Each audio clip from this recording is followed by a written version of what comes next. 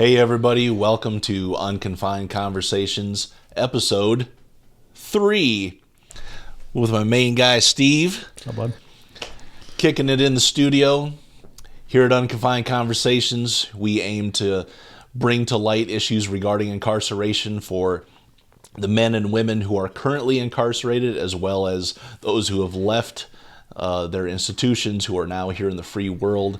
And we want to talk about things that are important and things that impact their lives. Of course, Steve and I are part of that demographic. Steve and I both served time in the prison system for quite a long time. And so we want to talk about those types of things. And before we get started, big shout out to all of our supporters. Thanks for liking and subscribing and sharing. Continue to do that and help spread the word of Unconfined Conversations to your friends and family and those in your community. So today, Steve, we're going to be talking about something that's really, really important when it comes to the success or the potential failure of individuals who are in prison and what their future could look like when they get out of prison. Mm-hmm. And that specific thing that we're going to talk about today is about leadership. Sure. And what that means and how it impacts those individuals. Of course, you know, we know now that here in South Dakota that there is now a new rehabilitation task force that has been formed by the governor of the South Dakota and also by the mayor of Sioux Falls. Mm-hmm. And these task forces aim to come up with meaningful ideas of what will work in order to bring about real meaningful change in these individuals' lives. And the committee itself is comprised of senators and representatives, mental health professionals, law enforcement, tribal members. Mm-hmm. But there's a glaring lack of diversity in there when it comes to the perspective of people who have lived that life. And, you know, so what we want to talk about is that leadership that we are now seeing in the public eye with these task force. You know, it really needs more diversity within their ranks, and helping that task force to make good decisions could be success or failure on those individuals who are behind the walls. Sure. And so when it comes to leadership, you know, we obviously want to see the type of leadership that will bring about this great personal change. And you're going to talk a little bit about the specific type of leadership that individuals like yourself and I and others would hope to see within that. Mm-hmm. You're asking me? Yes. Sorry. Yes. If you didn't know, I was asking Steve. Right. See, the thing is, Steve was probably distracted by the great pumpkin, Charlie Brown. Right. he may have been distracted by the brightness of this shirt. But anyway. I failed to get the memo about the dress code. Well, it may be in your inbox. We'll see. Okay. Yeah. So leadership plays an important role in the changing of a system, or the changing of its focus, rather. I've heard of this pendulum throughout the years that I was incarcerated, and the pendulum is, on the one side, it's retribution, which I think often we just associate with prison. It's going to be retribution in nature. That's just what prison is going to be. So I understand that. But then on the other end of the pendulum is rehabilitation. And every so often, the pendulum in every respective state switches from one side to the other. And I think that's important to consider now. Where is the pendulum swinging? I would say in the past few years, the immediate years, it's been towards retribution. But I would introduce and rather remind the listeners, the watchers, the reality that at one time a warden in Louisiana stepped into leadership and completely changed the system for right, for good. And one of the things that he implemented into the system was this idea of moral rehabilitation, which really aimed at the culture of the prison, the culture of general population, rather. And I believe that if you can influence the culture, general population, I feel that you can help create an environment that is ripe for rehabilitation, ripe for change, ripe for forgiveness, ripe for communication across all sorts of barriers and divides. And you're able to have a different conversation. So the warden's name was Warden Burl Kane, and he helped implement a bunch of changes in the system.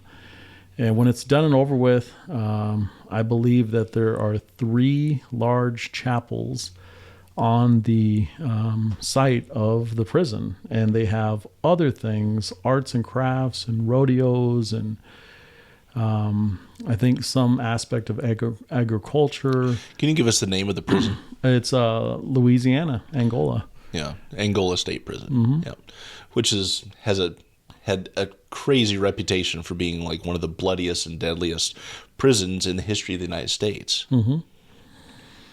Which I think, in light of what we're talking about, and that's why I reference these most recent years, we've noticed an uptick within the system. Now, I've been out 3 years, but some of the friends and people I still have conversation with who are on the inside have told me that the system is now different, and I wouldn't recognize coming into this system because of the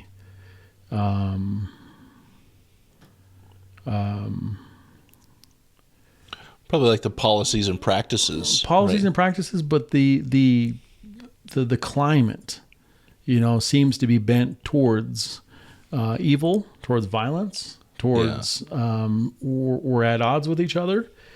And it really just seems like, from a distance, if somebody didn't really know, from a distance they would say, oh, it's just a group of unruly prisoners. Yeah, naturally, that's going to happen. You're going to have people who are just unruly. But no, like, I have kind of an insider perspective in that I talk to my friends. I hear what they're saying, and they're telling me that the culture within the system is changing towards bad, towards violence.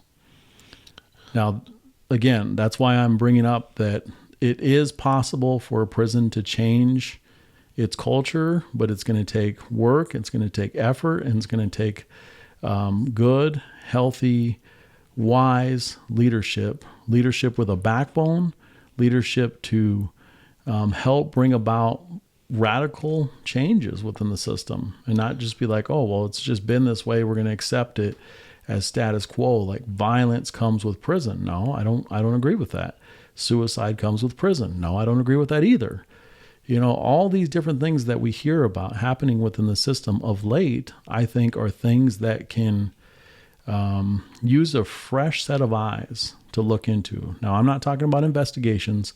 I'm just talking about policy changes to make things different, to where it isn't as violent and it isn't as hopeless, and people aren't feeling despair. You mentioned a word there when you talked about change. You use a very specific word, and you said to bring about radical change. Mm-hmm. And I think you and I are both of the same opinion that specific type of change, not mild change, not subtle changes, but actual radical change is what is needed here in the South Dakota Department of Corrections, because we have seen with our own eyes and heard with our own ears from eyewitnesses from the inside about the levels of violence, about the levels of disrespect, about the levels of disconcern for the human condition. And those things play into what you said earlier, which was moral leadership, that it's incredibly important to have moral leadership. And I'm not necessarily saying that it has to be religious leadership. Sure. That is absolutely part of it. But moral leadership means doing the right thing because it's the right thing. For sure. Moral leadership means taking risks. Moral leadership means being courageous in the face of ridicule, at the prospect of not having a job anymore. You know, not all politicians, but, there's a perspective anyway about politicians that they do just enough to get reelected, right? Which means that they don't ruffle feathers, they don't rock the boat, they don't say inflammatory things, et cetera, right? And in some ways, the same could be said about members of an organization, whether it's the Department of Corrections, whether it's a company, whatever it is. But when someone is courageous and steps outside the box and says, hey, check this out. I have a radical idea here of what we can do to change the culture, to change the perception, to change the outlook. And then it takes others to buy into that as well. But at the very top of it, it takes courage to make those decisions and put yourself out there. And, it's oftentimes not easy to do. I read an autobiography once by a former South Dakota senator named Jim Abritsk. For our older listeners, you may remember Jim Abritsk. He was in office during the 70s and the 80s. He and George McGovern, in fact, were the first two senators or politicians to go out to Wounded Knee when that whole thing was taking place. They were the ones that went out there and spoke to those folks. And Jim Abritsk, he started off as a lawyer.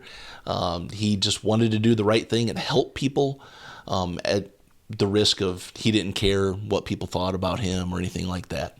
So when he got elected to be a representative, he continued that way of thinking. He's like, I don't care about getting reelected. I'm going to do the right thing. I don't care. Well, then that got him elected to become a senator. Sure. And then he went on to Washington, where he got underneath people's skin. He rocked the boat. He would filibuster all the time. And, of course, he never got reelected, right, because the party wouldn't stand behind him. But he was courageous in it because he was doing the right thing because it was the right thing. Sure. And so, it was political suicide, basically, is what it was, because it ended his political career. Of course, he went on to have, a very successful career as a lawyer and a law firm and all that kind of stuff. But it takes courage to do it. And let me stop you there for Go 1 ahead. second, because that kind of makes something just ring true in my mind. It's like I had heard somebody recently talking about the duration of politicians' term limits. And just how so often like mindsets can just get settled and like we're just going to do the status quo. This is just the way it's been, and we're just going to accept it. And just hearing you say that, it's like it has to take people who are willing to take risks at all costs. You said political suicide, but it's like, is that the most important thing in life? Or are you going to be interested or invested into the lives that you are responsible for leading? Yeah, and that responsibility is a really key word when it comes to leadership, right? So not that long ago, I'd say probably within the last 10 years, Steve mentioned earlier that he's been out for 3 years. I've been out for 3.5. But probably 7 to 8 years ago, Steve and I were both approached separately to participate in roundtable discussions with criminal justice students inside the prison. These students would come in with their teacher, professor, and they would get a tour of the whole prison, showing what everything was like. And then we would gather in a meeting place, and it would be maybe 4 or 5 inmates, And they, the students, could ask any questions that they wanted to about us personally, about the prison conditions, about prison itself. And then we were all given a chance, us inmates, to be able to say whatever we wanted to. And Steve and I both, separately and together, had conveyed to these students, these young minds who, many of them wanted to be judges or lawyers or parole officers or corrections officers or policemen, anything to do in the criminal justice system. That's what these folks were aspiring to be in their lives. I wanted to be an inmate. Just kidding, sorry. Terrible joke. That's all I ever wanted. Wait, I'm kind of in the right colors I know, here, right? aren't I? Mention the orange. County jail Oh, orange. my gosh. He's trusty orange right now. Trusty orange. Not Agent Orange. Trusty orange. But anyway, we ended up saying to them in not so many words that when they encounter an individual who is most likely at their lowest point, they've either committed a crime, they've done something to hurt somebody, they've done something to hurt themselves. Mm-hmm. Whatever it is, they are at a low point. And they, as police officers, judges, parole officers, corrections officers, whatever it is, their encounter with these individuals and how they carry themselves, if they show empathy, if they show humanity to these individuals, that can set the tone for how that individual moves forward in his or her proceedings. If they are met with strictness, if they are met with condemnation, if they are met with an attitude of, yeah, that's kind of what I expected from someone like you, right? If they're met with that type of attitude, they are going to get deeper and deeper into that situation and into their own feelings and into this idea of like, I don't care. Sure. I don't care anymore. And they're not going to have a good outlook on their future. But if they're met with compassion and empathy and actual moral leadership, which folks in those positions are absolutely leaders in that situation. If they project moral leadership in those positions, those individuals who are in those situations are going to have a much more likely chance of success, or at least making the best out of that situation, whatever it may be. Right. So leadership isn't necessarily someone behind a desk with a bunch of people around them. Leadership can be just individuals and their encounters with other individuals as well. Well, I think exactly like you're saying, and not to push back on your prior statement, but it helps when you have leadership who have and share the same sentiments and thoughts and morals and focus, and I would just say the heart set, that the leadership, take for instance, I'm thinking of one man right now. I was talking about, he no longer works in DOC, so let me just preface it with that. But I ran into him in a store and we were talking, and I just said, what do you think of all the violence happening within the system? And he said, well, it's terrible. And I'll tell you how I handled it. And mind you, this was a unit staff member, a unit manager.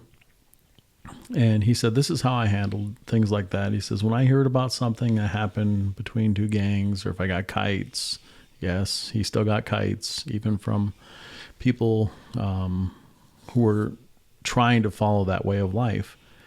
But maybe not to a T, but they would send this man kites and say, hey, this is what's going on.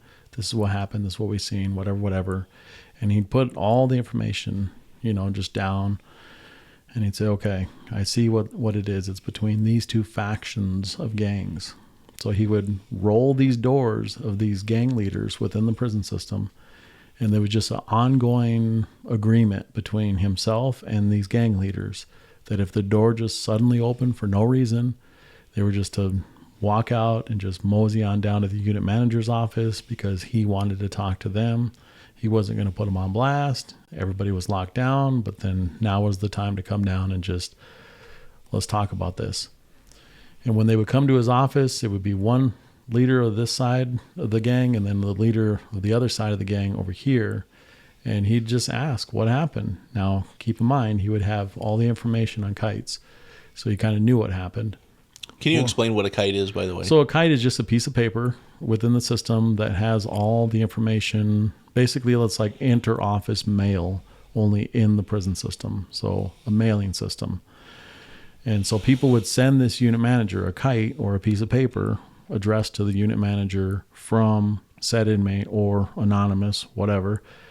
And they would say, you know, hey, pertaining to the fight that happened today, it was really not right, but it happened, and I just want to let you know that it was an isolated incident and not going to happen again, something to that effect. And so the unit manager would call these guys down and have that conversation with them. He would say, was it about this? And if he would hear that information, yes, it was about that. Okay, cool. Is it over? And he'd say, yes, it's over. Is it over? Yes, it's over. And then he would tell them plainly that, okay, if it persists, you guys are going to the SHU. And they'd say, okay.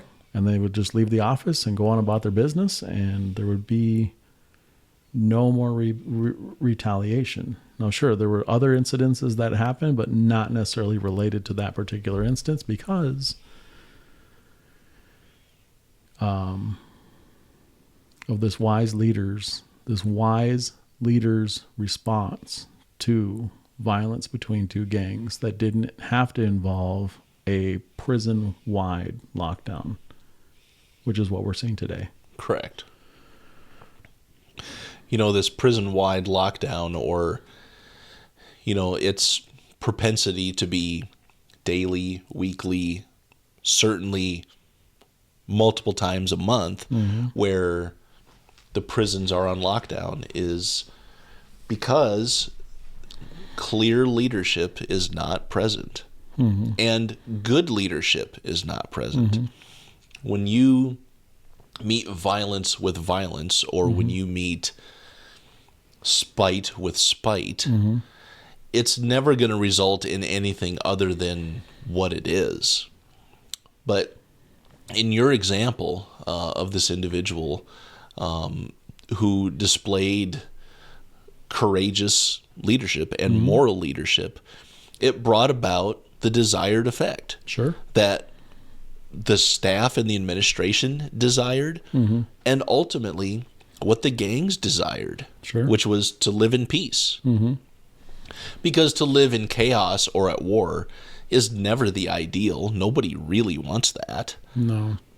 And, you know, I think that, like, moving forward with whether it's the task force, whether it's folks in peer who are making decisions about what types of programming are going to go into this new prison, an equal amount, I think, anyway, I'm sure you would agree, an equal amount of consideration has to be given to who are our leaders going to be. Sure.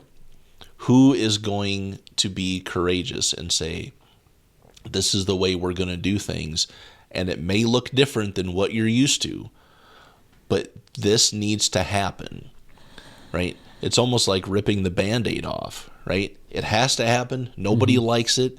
You know, it's convenient to just leave it on and let the scab get bigger, whatever it is, right?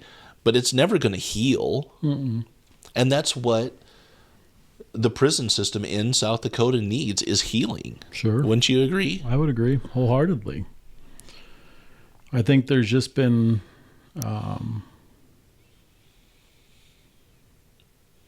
there hasn't been the right attitude in place in leadership for the past 4 or 5 years.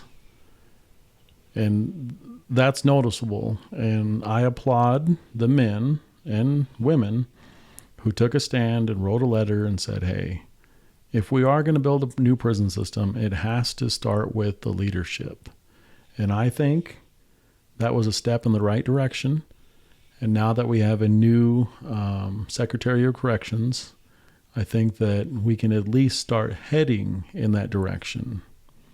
Now, again, we're really just leaning into that and saying that moral leadership, people who have the right mindset for wanting to help their fellow mankind, womankind, that's so important. Because until you can see the person across the room, across the hallway, across the desk, across whatever divide, and until you can see that person as just that, another person, then I think you're in the wrong position. Because if you view these people as monsters, as castaways, as garbage, as scum, as you forget about these people. It's like, don't let us forget that these are people's sons. These are people's uncles, grandfathers, brothers, husbands, loved ones, daughters, wives, aunts, grandmas. That's who you're dealing with. You're dealing with a generation of people who have made terrible decisions, no doubt, have ended up in the system, and are trying to find a way. Okay, which way is out? Which way towards freedom? And I'm not just talking about the gates. I'm talking about which way to redemption in my heart, which way to change, which way to freedom from addiction, which way towards freedom from the trauma that has been acted upon me. There's so much happening here. And unless you have the leadership that truly, genuinely cares, good luck. Good luck with making changes from a desk. You've got to be able to come down to a certain level and say, hey, brother, sister, I see you and I want to help. This doesn't just hinge upon the leadership in peer or even the role of a warden. I would say and even speak to my fellow inmates, men and women, that some of this hinges on us too, that we have to be responsible in this and lead better in whatever way, whatever capacity that we can, just to lead better, bring about change that you want to see within the system. Start within yourself. To go along with that, not only is, especially in an organization, really, yes, there's always going to be one person at the top. Sure. President, warden, CEO, whatever, right? But that person's leadership is only as successful as the people who work with him. Of course. And so then you can start talking about leadership diversity. So there was I don't know what you call it, but it was two people on a stage and a moderator, right? And they were speaking in front of a group of students somewhere. And the two people who were on stage were George W. Bush and Bill Clinton, two former presidents. Of course, George W. Bush, he was the president after Bill Clinton. They were political enemies at one point, lots of mudslinging. They had terrible things to say about each other. Excuse me. One was a Democrat, one was a Republican. But you'd never be able to tell that now because now they're great friends. They work together on different projects and initiatives. And the moderator on the stage asked a question to both men.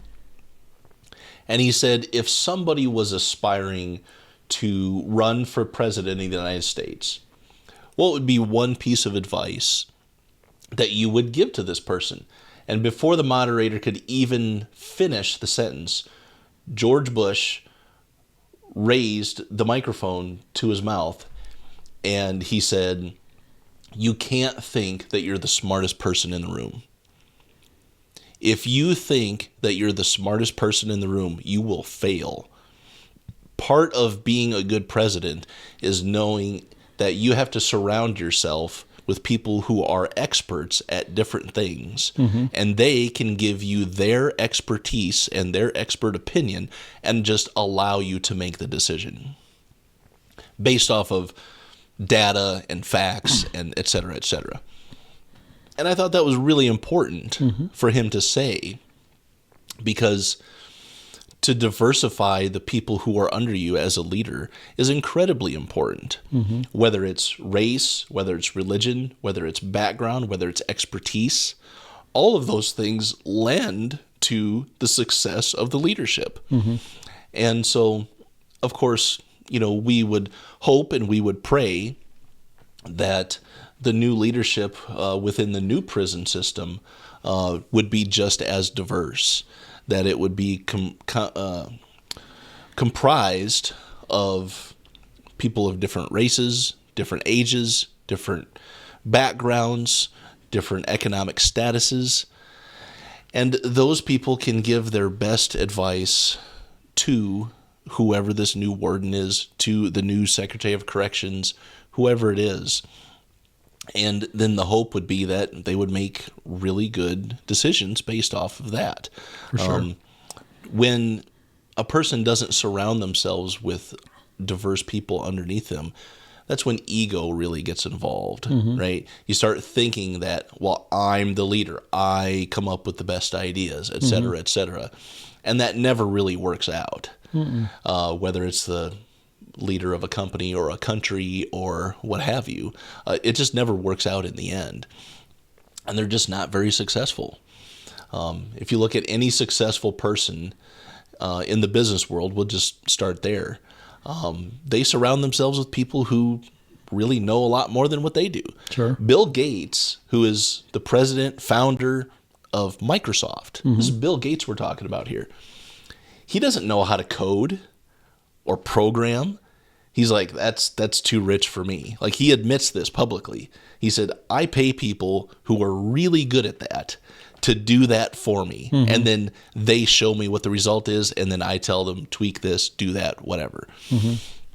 So along with moral leadership, diverse leadership, all those things lend themselves to what we hope will be a much different picture of the Department of Corrections here in South Dakota.